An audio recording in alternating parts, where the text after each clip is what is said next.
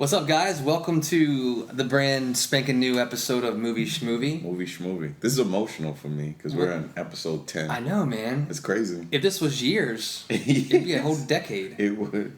Almost, like, a lot's happened in 3 months. Yeah, a lot. You've gotten a new place to live. Yep. I bought a new car. We released exciting. 10 podcasts. Yep. And we've seen a lot of movies. A lot. Good stuff, man. It's going to keep coming. I have no reason to stop, do you? No, not at all. Sweet. So, thanks for anybody that's even listened to all 10 or maybe 1 or 2 or any of them. Yeah. It's much appreciated. We see people writing feedback on the iTunes page, like their little ratings that they do. And also just on our official site, people reblogging and liking the posts that we're throwing up there at movieschmovie.net. We definitely appreciate all the interaction that we're seeing. We always ask for more, so keep the word going. If you have been telling people, keep telling people, because this is what's gonna make something like this keep going. Please, it's really important. The traffic that we've been getting lately is kind of crazy. It's picking up steam. The blog, because it's becoming kind of a central area that you can come to for information on movies. Yeah, I mean, it's not just the review anymore. Like the blog that we have, we try to post or repost information that we're finding from, a lot of credible movie news sites that maybe are a little more popular, or in some cases a lot more popular. Places that we've used for years, as sources for ourselves, but trying to put it out there in a different medium and, so the people that are following our page can actually see it in case they don't go to those sites. So, definitely. So thanks for doing that and keep the word going. This week, like Ronald said, is number 10, so it's a special one. It is. Kind of a really cool movie to talk about this week as our feature, but we're going to start with our Mighty Minute review. And that, this week, is going to be the film The Lincoln Lawyer, which is actually now on DVD. It is. Starring Matthew McConaughey and Marissa Tomei and Ryan Phillippe. Okay. See, I always stumble over that. Yeah. I mean, I'm sure either way it doesn't matter. William H. Macy, and there is a brief appearance by Bryan Cranston. So it's a great movie. It pretty much takes place in a southern area that you're not quite sure right. where it is. It's kind of he's a shady defense attorney.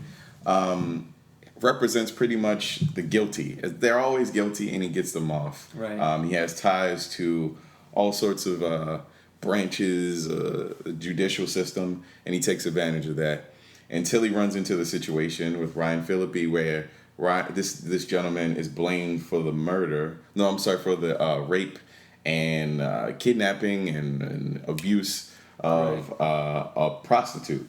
And he pretty much unfolds that Ryan Phillippe has been telling a lot of lies, and there's a lot of death that occurs as a result because this guy has some sort of history in trickery. I don't know what you're not quite sure what it is. He's shady. You catch on to that really quickly. Yeah, he's a rich boy that gets his way, and he's got a plan. You kind of catch on to that in a little bit.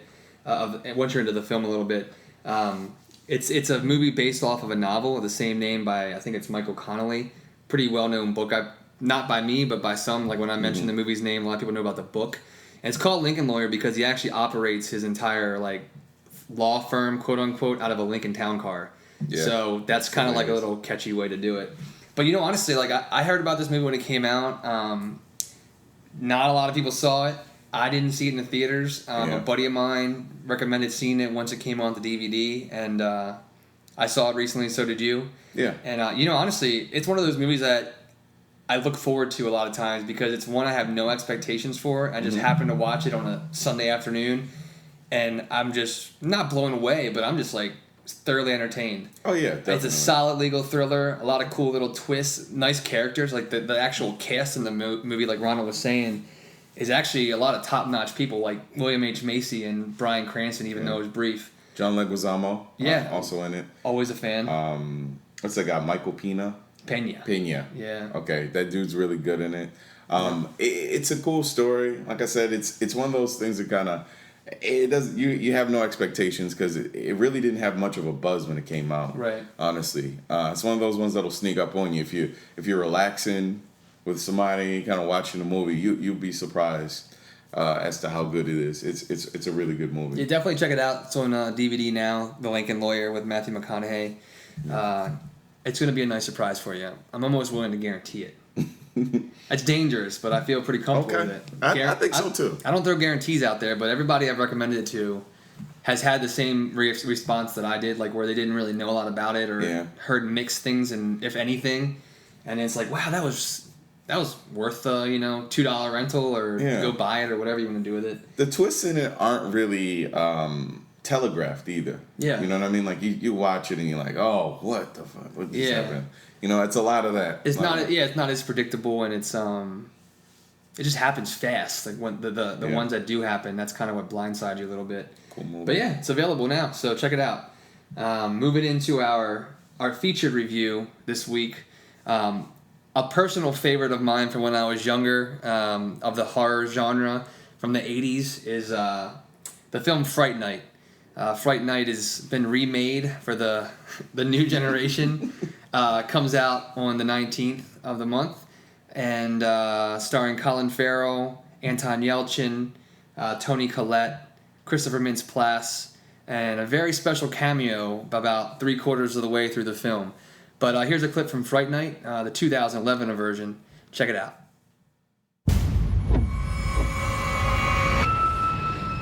Please don't. Please. Get me out of here. Your neighbor? Since he moved in, people are disappearing. He doesn't stop until everybody's dead. Oh, God. There will be no fighting, only surviving. Fright Night. So, Fright Night, cool movie. Takes place in a kind of suburban area. And we're following Charlie, star of the movie. And he is in high school. Very cool kid at this point, but you get the sense that he wasn't at one time. Right. His friend Ed, who's played by Christopher Mintz, he is the guy from he's McLovin. He is McLovin. McLovin. So McLovin is a very nerdy kid. Wait, can we just refer to him as that from now on? Oh yeah, okay. Absolutely. I feel like everybody in the world does. Poor guy, but right. So McLovin at this point is a very nerdy kid, and he comes up to Charlie during the course of the movie. He's like, why are you not my friend? Why aren't we as close as we used to be? You're wearing skinny jeans and you like sneakers now, and you're part of the cool crowd. And it kind of starts with that sort of tension between the two of them. Now, on top of that, Ed, his friend, suspects that something crazy is going on in the town. Teenagers are disappearing left and right. And he has a sneaking suspicion that one of the people in the neighborhood, particularly Charlie's neighbor, is a vampire. I really hate to be the one to tell you this, but that guy, your neighbor, yeah, he's a vampire, man. My neighbor. Yeah. Next door. Yeah. Jerry, I just met him. Okay, Jerry. That is a terrible vampire name. Jerry? I didn't name him, man. I'm just reporting the facts. You read way too much Twilight. That's fiction, okay? This is real. He's a real monster, and he's not brooding or lovesick or noble. He's the shark from Jaws. He kills, he feeds, and he doesn't stop until everybody around him is dead. And I seriously am so angry you think I read Twilight. So yeah, it takes place at that point, and it's a pretty intense sort of thing. Ed really wants him to see that this guy is a vampire. So he goes about it in some really interesting ways. So one of their friends gets kind of snatched up. They go visit him, visit the house where he lives, and he realizes that there's no traces of this guy leaving. He didn't pack anything up, so there's something going on. Yeah, and that's actually the first scene that we're like introduced to in the movie. Like the first shot of the entire film, you see this this guy, this character that you don't recognize the guy, the actor, and you're like, okay, where's this play into it? And it's like basically, a teenager being scared out of his mind, and he's hiding in the house, and his parents are dead, and you see him basically attacked as the last shot, and then it goes to us meeting Charlie and meeting Ed and all these people, but you find out that that's the friend that they're worried about and that's missing now, and a friend that Charlie used to have, but because of his new associations, he's not close with anymore. But Ed goes to him for help because he's concerned. he starts noticing a lot of people, not just the friend, have been missing from the school or from the town, and he tries to appeal to him to try to help him, but it kind of falls on deaf ears, as you can kind of hear in that clip. So that's kind of the start of the film. You do see that Charlie has like this beautiful girlfriend, played by Imogen Poots, and she's beautiful, which is probably part of the reason he's trying to be a cool kid now and keep this girlfriend. But I mean, if you've seen the original film, a lot of the plot points are pretty much the same in this one. A lot of cool new angles for some of those things, for some of the characters, for some of the background stories of the characters and such. But the big angle that this film takes is that it's a 3D film now. Of course, in 2011, everything feels like it's 3D. Yeah. So yeah, that's a part of the experience too. So anybody that's have seen the original film, it's got pretty much the same plot. And you basically jump off from the point that Ronald was just saying, where Ed has basically told Charlie he thinks his neighbor's a vampire, and I need your help. Initially, Charlie really has nothing to say to him. Yeah, nothing at all. And he doesn't react in the way that Ed hopes that he would react, and basically stands his ground. And Ed's pretty much left to fend for himself in terms of finding out what happened to the friend, and also finding out if the neighbor, who is actually played by Colin Farrell, named Jerry in the film. A lot of the same names from the original. You'll notice that as well. He starts to investigate him himself. It doesn't end so well for him, but he kind of goes that route. But from that point, we basically go through this journey with Charlie. His discovery of what's actually going on, and it's actually quite a ride. It is. I don't know. I feel that for people that have seen the original, you won't really. I don't feel like you'd be let down by it. Actually, I was rather impressed by it, mainly because of how true to the original that it was. But the areas of the original that maybe could have been a little better, because it was a very campy-ish 80s horror film. One of my favorites, don't get me wrong, and I'm very protective of the movie. Like, I went into it being like, if they completely screw this up, I'm going to fucking murder Craig Gillespie, who is the director of the film. But they did it right. I mean, I feel like they did a lot of great things. I think that some of the characters, like Colin Farrell, I thought he was amazing. I thought he was amazing as Jerry the neighbor. Like, his sex appeal, his charisma, the dark broodingness that he just naturally is. Like, it plays so well with Charlie's mom, who's a single mom. Toni Collette. She's a pretty woman, and I'm a big fan of Toni Collette. Yes, she was a little underused in the movie. She was. She popped up here and there. I mean, you hear a name like that, or I don't know, like seeing her. Honestly, when I saw her and Colin Farrell attached to this horror film, I was just like, whoa, like maybe there's something good here, or maybe they just both really need a paycheck. I don't know, but I know they both have other things going on. Big things. Yeah, like she has a TV series. Yeah, the Showtime show where she has multiple personalities. Yeah, the United States of Terror. Yeah, United States of Terror. That's a really good show. He's right. She was kind of understated, but she was a very good character, and that's kind of how Jerry used his masculine wiles to kind of get to her and kind of get to this house. And once Jerry sees that Charlie is kind of investigating, he tries to use Charlie's mom as a means to kind of get into the house and take advantage of them. Your mom, she didn't exactly say, but there's a kind of neglect. Gives off a scent. You don't mind my saying, you got a lot on your shoulders for a kid. The two of you, alone. And your girl, Amy, she's ripe. I bet there's a line of guys dying to pluck that. Your mom, too. You don't see it. Maybe you do, but she's putting it out. It's on you to look out for them. You up for that, guy? So that clip right there is actually one of the coolest scenes in the film, because at that point in the movie, they are both suspect of one another, like Charlie and Jerry. I think in a way, figured each other out. You know, there's maybe still some uncertainty on Charlie's part in believing that it's actually happening. But this is Jerry's attempt to test him and, like, to see whether or not he does know what's going on. Because, you know, he's a fucking vampire. Like, he's watching you. Like, he knows what's going on. But it's a really cool scene where, like, it's, you know, he's asking for, you know, to borrow some beer and trying to get that invitation to the house. And Charlie drops this beer. And that's like, oh, do you want me to help you with that? And, you know, he basically shows his cards when he basically denies him helping him with his broken glass. And that scene right there, like, you could just see Colin Farrell switch from, like, playing it on an even tilt to him just saying, okay, I know this kid knows now. And he just starts to be, like, really creepy and, like, talking about his mom and just getting all up in his face. It was a really, really cool scene. I could really tell the audience was really into it. It was, yeah, because he's right. Steve's right. At that point, he goes from a really cool kind of, he's really chill at that point, and then he gets really intense, really aggressive in his attempts to kind of get into the house and get to them. And that's pretty much what makes the movie so intense at that point. From there, it just jumps. From there, it gets really, really, really crazy. I enjoyed it. Now, the 3D was kind of strange in it. It's more about layers with the way the 3D was displayed in that movie. But there were some parts where some things did jump out, which I enjoyed.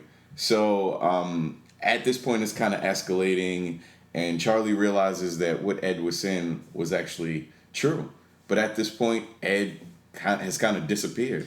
Yeah, I mean, not to ruin anything but anybody's seen the original.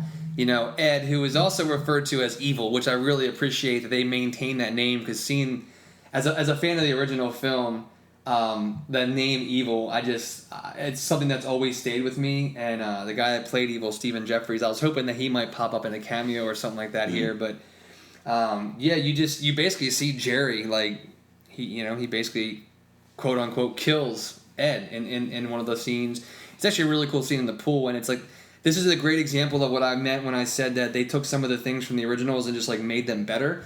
Like in the original film, when Jerry, who was played by Chris Sarandon, kills Ed or turns Ed, either way, he basically, like, plays to his insecurities. You know, he plays to the fact that he knows he's an outsider, he's unwanted by friends, his friends turned his back on him, and he offers that acceptance. You know, I will accept you, I can turn you, you know, you can be with me, you know, and always feel incredible. And it's a really cool scene in the pool where you just see Ed kind of just give in and just go for it, and, you know, at that point he does disappear from the film, but I don't know, it's a really cool scene though. Yeah, so at this point Charlie is realizing that what Ed was saying is true, and he needs to seek out some help. So he seeks out the help of Peter Vincent. Good old Peter Vincent. Peter Vincent is like he's like a magician slash Charlie. He's like Chris Angel. Chris Angel with mixed with, like, Russell Brand. It's very weird, his character. And a character he is, and you actually see later in the scenes with him that he just is a character. Like, everything about him is fake, and, you know, he has some sort of foundation that is rooted in what he does as a profession, like as this illusionist and whatever the hell he is. But, like, literally there's scenes where he's, like, taking off wigs and mustaches and goatees and earrings and eye rings and all this stuff. But you see him layer down to, like, his bareness, and you kind of see that he's still a pretty vulnerable person, like when Charlie's trying to appeal to help with him. But I don't know, check this scene out right here. This is a really good example of Peter trying to have a conversation with Charlie and it not going so well. Say I wanted to kill a vampire. Yeah, sorry, go on. How would I go about doing that? You want to know how to kill a vampire? Seriously? Yeah, kill a vampire. Well, let's think. Well, you got fire, beheading. You can make him a big garlicky omelette. Or go traditional, stake through the heart. BAM! Cool. So that stuff really works. Well, maybe not the omelette. So yeah, it's Peter Vincent, the Chris Angel-like character / Russell Brand character. He's really kind of hesitant to take the advice of Charlie that this guy is hoarding people, trying to get these people together to form whatever it is. Like something's going on, and so he needs Peter's help. Peter does have the wherewithal. He does have the research. He's done research. It's apparent when he goes to visit him that there's like artifacts and things of that nature. Yeah, like stuff he's collected over time. Like, but what sparks it is that he took a picture in Jerry's room of a picture of a logo that he didn't know the significance of it, and he shows it to Peter Vincent. He's like, "Oh shit, this is crazy. This is real." That's when you see it click. Yeah, like, and this guy really believes that Charlie's telling the truth, and this guy really is a vampire. So yeah, and he kind of like turns Charlie away, but then realizes that this picture is like of significance, and you can see it turn over. And anybody of like any fans of like Doctor Who series, like the most recent one, you know who David Tennant is. That's who plays Peter Vincent in this version of Fright Night. He was also like Barty Crouch Jr. in like Harry Potter films, but super charismatic. I thought he was incredible as Peter Vincent. Completely different angle that Roddy McDowall played in the original. He's a young showman, very confident, very cocky, very like high luxury. Where in the original, Roddy McDowall was kind of like a joke. Like he had, it was basically a really crappy show, Fright Night, that he had, and he had his followers, but he was an older man, nothing really to his name, but he, put on this facade. And this version of Peter Vincent is very similar, but to the other extreme. Oh, like, yeah. He literally has an entire level of a penthouse, at beautiful whatever. women with him. Beautiful women, like women, I guess, when we first see him. Yeah. And then you see, I guess he's married, but very cool character. David Tennant takes it to a couple different levels than Roddy McDowall did with the humor. And also just like with, I think he has a lot of charisma too, that really plays through. I think that also, something I want to point out is there's a scene when, we're at the point where Charlie knows that Jerry is after them. The scene actually, I think, begins when Charlie and his girlfriend are visiting, the girlfriend's name is Amy, are visiting Peter again for help, because this is really happening now. Like, Jerry is literally after them now. They've been attacked by him on the highway. They've injured him, but they need help. Yeah. And this is where the scene really kicks into the third act, and like it gets really exciting, because that's when we see Evil again. Evil comes up to Jerry's penthouse. To Peter's penthouse level, and you see that he's been turned into a vampire. There's all these there's fighting going on. Peter Vincent, the coward that he is, locks himself in a panic room and is watching it from cameras, but Charlie and Amy are able to defend themselves at some level. But Jerry's there now, this master badass vampire. Oh, yeah. And it escalates where they are able to get out of the room, but they're down in like a dance club at the bottom of the hotel. Oh yeah, that scene. And it's like weird. And it's like and it's a cool scene, because like it's another scene that happened in the original, but just kind of got tweaked a little bit. Where basically Charlie and Amy get separated. They're trying to call for help, and they get separated because of the crowd and the music and just the energy in this club. And of course, Amy finds her way to Jerry, and Jerry kind of works that vampire, that magic, that whatever the hell they exude. Glamour. That glamour. There you go. That true blood glamour. That true blood glamour. And basically, Charlie watches Jerry, take his girl away, and it's a awesome scene. It is. It's really cool. The energy in it, mixed with, you can see how frustrated and just completely helpless Charlie is in the moment. Like, he literally can do nothing to try to get help. I enjoy scenes like that. I enjoy scenes that are like the point of no return scenes where his girl is captured. He has to do something about it. Yeah. It went from just running away from this guy to he has to face this guy, because he literally captured this girl, put her in a pit, and then she's down there, kind of where the story picks up and it goes from crazy to almost insane. So this is the part where it gets crazy, where they're in this pit almost in his house. Yeah, at the bottom of Jerry's house. Now, all these people that had disappeared, you have no idea where they went at this point. Right. And then you realize that he had kind of been harvesting these vampires.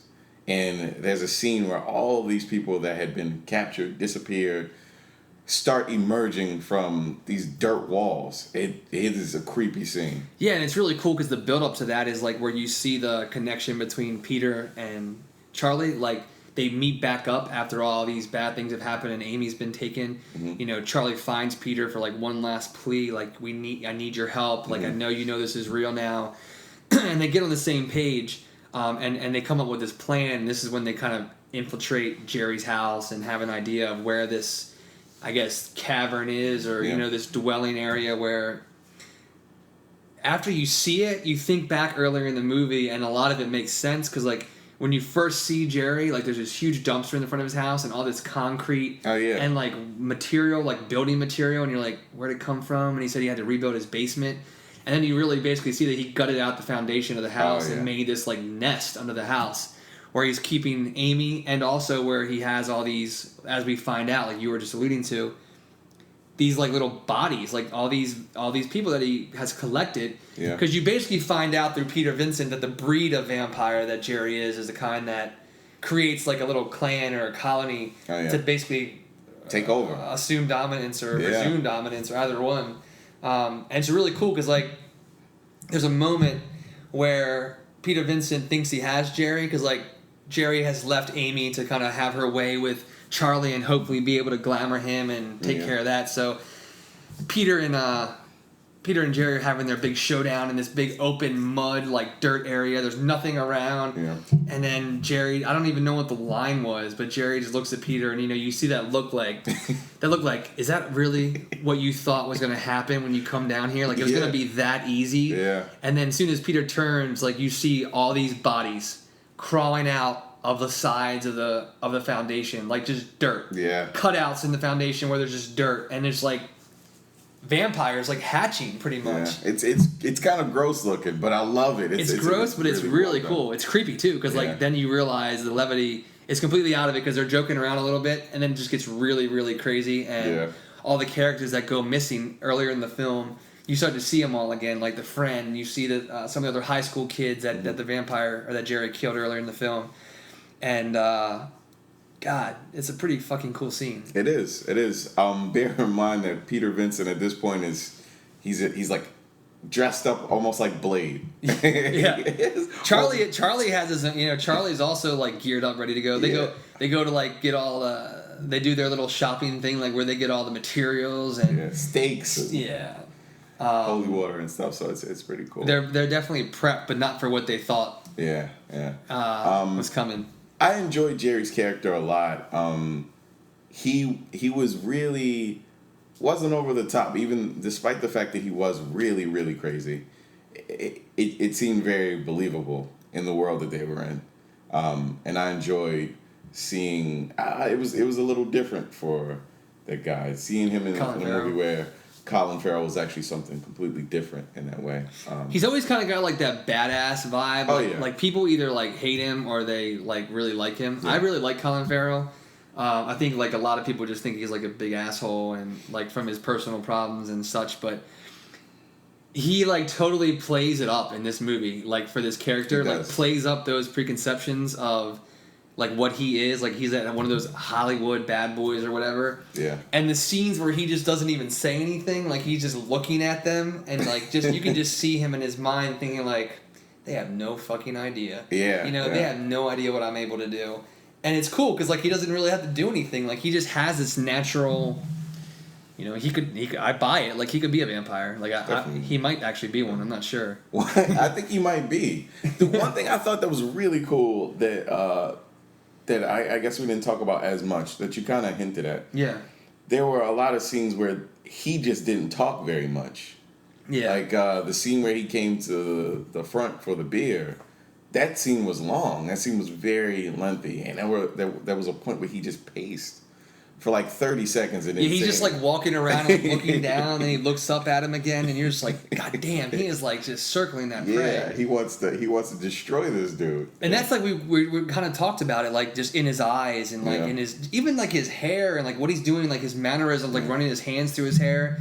He's just so like not concerned with anything possibly derailing this plan that he has. And I love how he's just like feeling Charlie out to see like well, how much does this kid know? You know? Cool stuff like that. That's one thing that's really cool about Charlie's character. So Charlie is kind of presenting himself like he's this really cool kid, hipster, jeans, sneakers, the whole nine. But the fact of the matter is, because he is a pretty nerdy guy and kind of has an understanding of the kind of fantasy world that exists, his caution is what kind of keeps him alive. Yeah. And that's really cool. There's a point where Ed kind of threatens, if he doesn't help him, to expose him to the school and show this really nerdy kind of fantasy fighting YouTube video that they made, which is really, really funny. And you get an idea of how nerdy this guy really is. And Amy kind of says, his girlfriend kind of says that she knows that he's not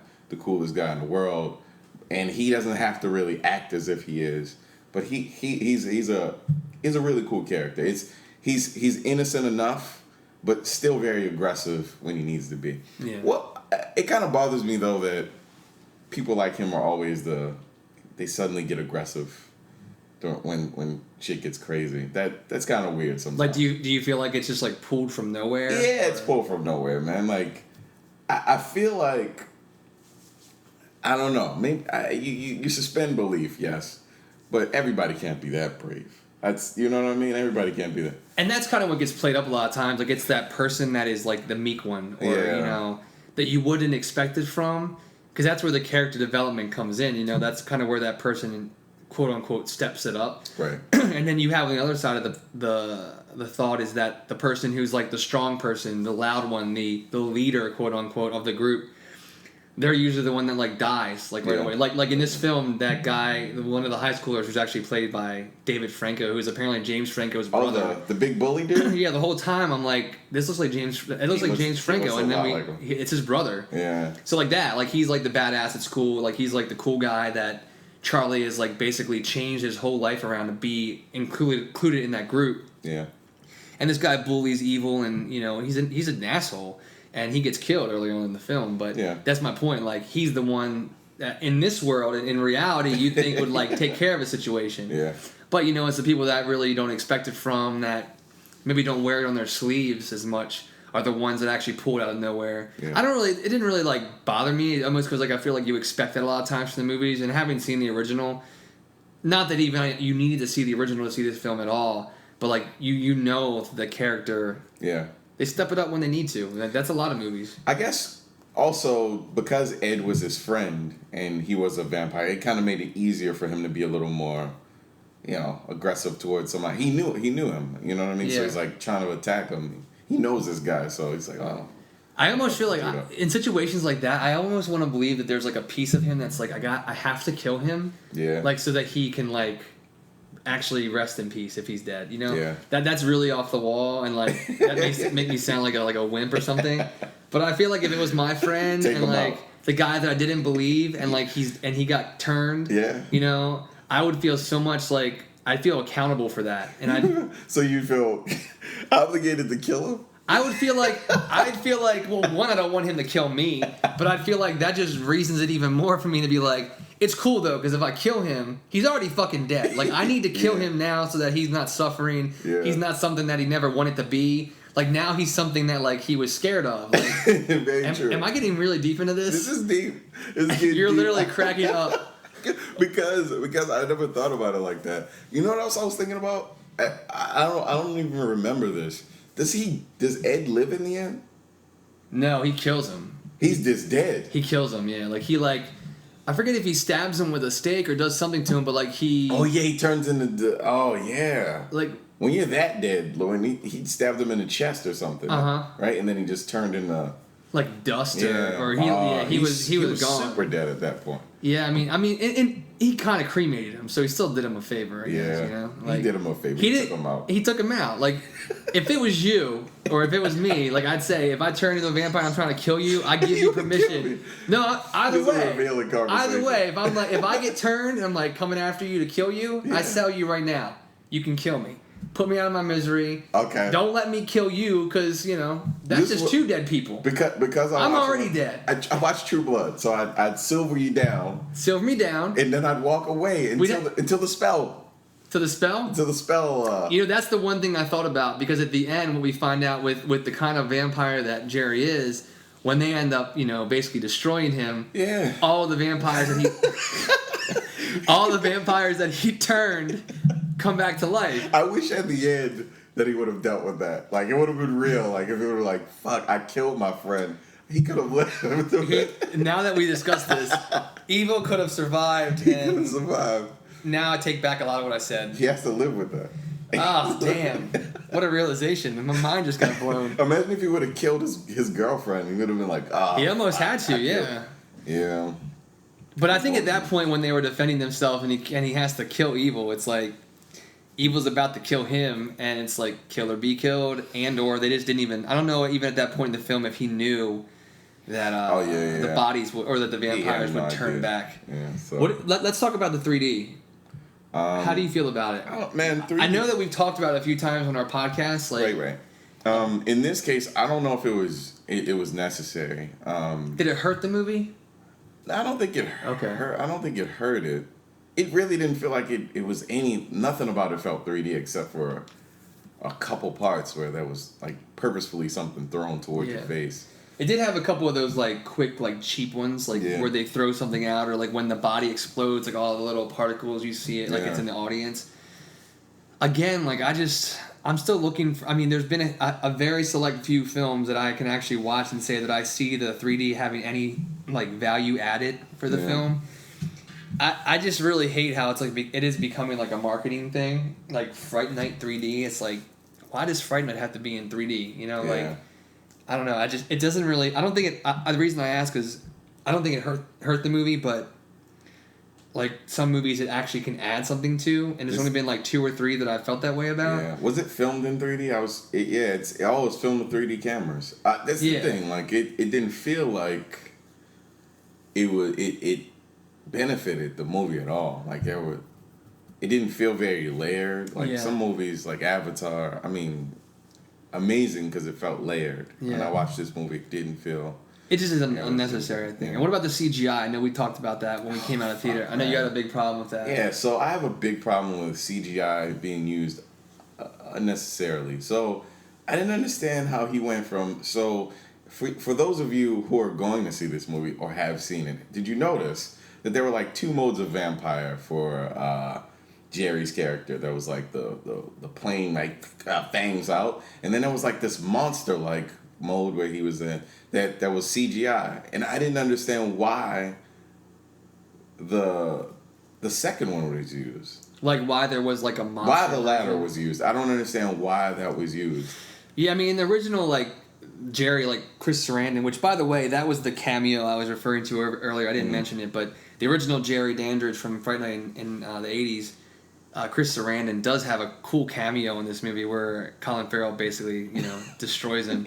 But it's cool. But to get back to your point, in the original, like Jerry does change into a quote unquote vampire. Like he physically changes from his like human form to something else. And back then, obviously, it was like all makeup based, right? Which I feel like is okay, but. There are scenes in this film where, like, Colin Farrell, like, his eyes black out and he's got the fangs and, like, I like that part. Like, that was menacing enough for me. I feel like, just like in True Blood, like, just because we've mentioned it a few times, like, when they turn into their vampire self or, like, they show their fangs, like, that's it. That's all you need. That's scary enough. You don't need this monster mode shit that keeps happening. It's so weird. Like, it doesn't contribute anything to... It's, like, almost like a... half wolf, half... Yeah, it's like a shock thing. Like, I feel like it's just something like, let's just flex a little bit of CGI muscle and see what we can do for a vampire. CGI happens to be... I dread it, honestly. Yeah. It's just that, man, maybe one day in the future we'll be able to look back at CGI back now and say, oh, man, remember when it looked like shit? Because it looks like shit now. I mean, like, not everything. I think that it didn't look... It didn't bother me so much that I didn't enjoy the movie. Yeah. But it has a tendency sometimes to look unnatural. There's something about the look of a human being and the look of CGI that's very different. Like prime example, the beginning of Tron. I don't know if you remember the beginning of Tron where they used CGI. Because obviously some of those characters weren't going to be the same age now. 2010, 2011. looked very weird. Yeah. Like it's just something wasn't natural about their movements. So I get a little annoyed by that. Yeah, I mean, it didn't really bother me until it was brought up to me, like by you.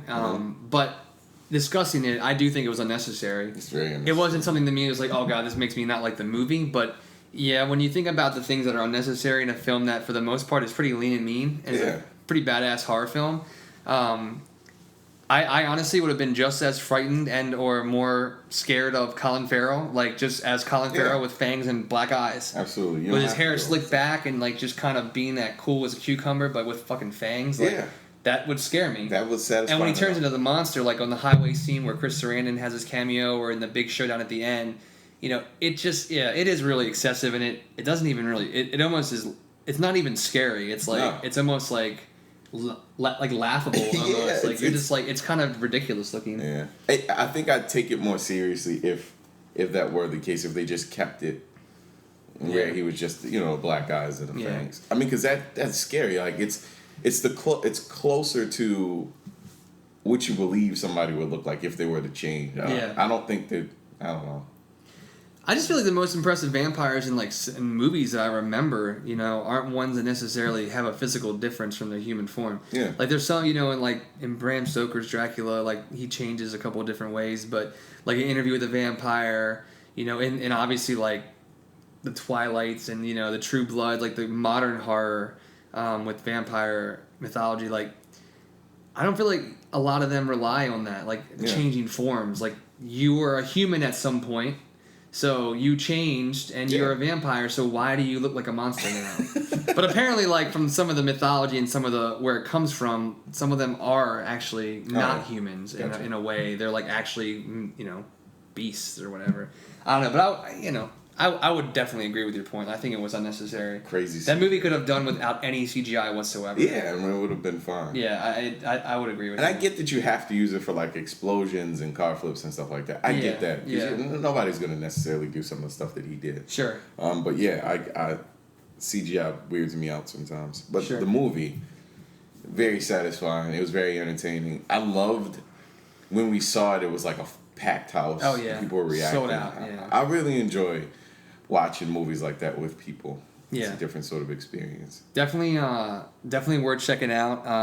All the pretty much the whole cast is solid. I mean, McLovin is McLovin. I feel like he is like typecast. Like that kid will never have a different character to play, unfortunately. Yeah, that sucks. Like even in like Kick-Ass and anything he's been in, like I just feel like he still kind of is that same guy.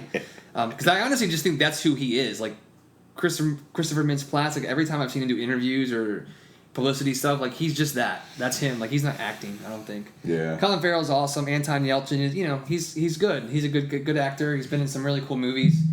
He's in a couple movies coming up that I really want to see. There's a film coming out called Like Crazy. It's like a romantic drama coming out later this year. Mm-hmm. And he's been in a few things recently. Like he was in Jodie Foster's directorial debut of The Beaver. And he was in Star Trek? I don't know. He was awesome. Star Trek. He was. So they're filming a sequel to that, so he'll be in that, I'm sure. And Salvation. I like Salvation. Yeah, that's okay. Him in Salvation. I liked him. I was okay with it, yeah. The movie itself was kind of crappy. Yeah. But I think the star of the film was Colin Farrell. Oh, yeah. David Tennant is really cool as Peter Vincent, but the screen time he gets is a little minimal compared to the other screen actors, but Colin Farrell, just like I feel like for his name and who he is and his notoriety and taking a role like that, I think he did it justice, and I think he kind of gave it a whole new spin. And he's just cool. I don't know, he's a good guy. But definitely worth checking out, whether you see it in 3D or 2D. I don't think it's necessary to pay the extra money for the 3D unless you're really just like in love with that gimmick. It's totally up to you, but definitely worth checking out. If you can see where the crowd is, a fun movie to see in a crowd, even though some people are assholes and don't know how to turn their cell phones off. Oh, yeah. But, I'd say go for it for this film. It's not something that you have to like truly pay attention to every single scene. You can just have some fun with the crowd and just enjoy Friday night. In case you don't know, I'm not like an idiot. That's for those of you who don't know, I'm a big fan of the original. Ronald's like losing his mind.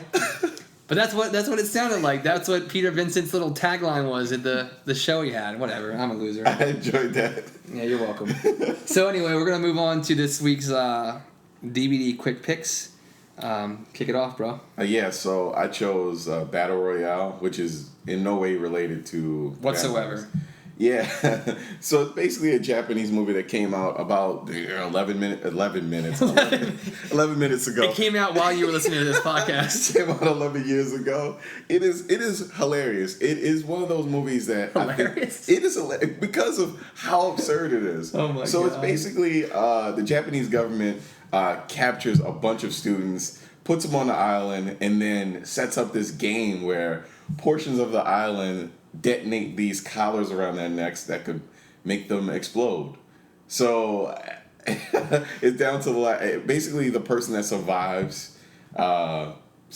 Like you could kill these people, you could leave them on a certain part of the island. It's a very weird movie, but it's so popular in Japan and here that Quentin Tarantino had considered making an American version of it. I think he could do it some justice, but that's been thrown around for about 3-4 years with really no luck. It didn't pick up any steam. But Battle Royale is a great experience. It's start to finish. It's an absurd concept. Just kind of kids getting captured.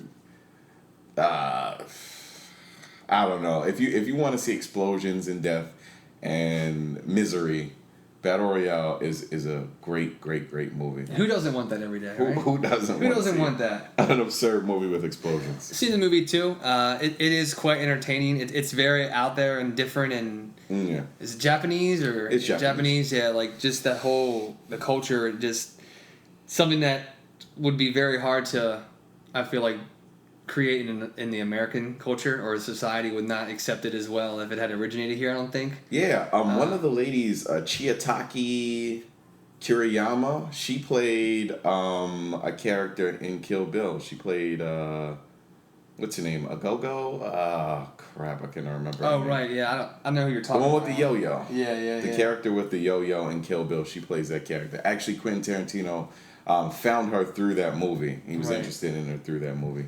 And I mean, the implications on like real life with like kids and students, it's kind of heavy. It's kind of scary.